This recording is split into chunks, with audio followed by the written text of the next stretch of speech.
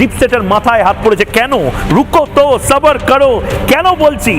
কেন বলছি তার কারণ ভারতের পূর্ব দিকের স্থলবন্দরগুলো থেকে আমরা যে পরিমাণ রপ্তানি এবং আমদানি করতাম, এবার তার দ্বিগুণ করার সম্ভাবনা নরেন্দ্র মোদী খুলে দিল 1 মাসের মধ্যে। সে ব্রেকিং নিউজটা এই মুহূর্তে নেব। সে ব্রেকিং নিউজটা মাথা ঘুরিয়ে দেবে ডিপ স্টেটের। আমাদের দেশের খেয়ে দে পাসপোর্ট ব্যবহার করেও যারা পাকিস্তান এবং বাংলাদেশের হয়ে কথা বলে তাদের মাথা ঘুম উড়িয়ে দেবে, এবং তারা দেখবেন এখন আবার দরজায় খিল দিয়ে বসে পড়েছে। কারণ এবার আর পূর্ব দিককে আটকানো যাবে না। মোহাম্মদ ইউনুস চাচা জানদের গেম প্ল্যান শেষ। ব্রেকিং নিউজ এই মুহূর্তে নেব।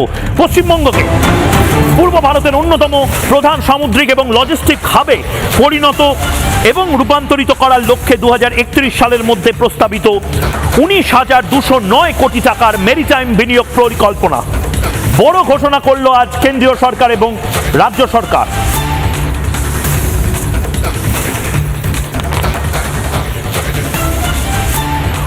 $19,209 কোটি টাকার বিরাট লজিস্টিক হাবে পরিণত করার ঘোষণা এই মুহূর্তে।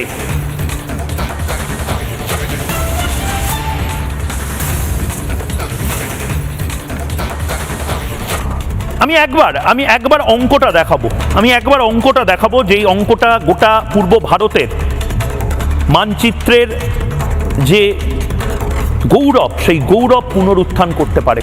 একবার আমি অঙ্কটা দেখাবো। আমি যে অঙ্কটার কথা বললাম, 19,209 কোটি টাকা, এই 19,209 কোটি টাকার ইনভেস্টমেন্ট যদি কলকাতা বন্দর সহ বিভিন্ন বন্দরে ইনভেস্টমেন্ট আসে, গোটা পশ্চিমবঙ্গের ভোল বদলে যাবে।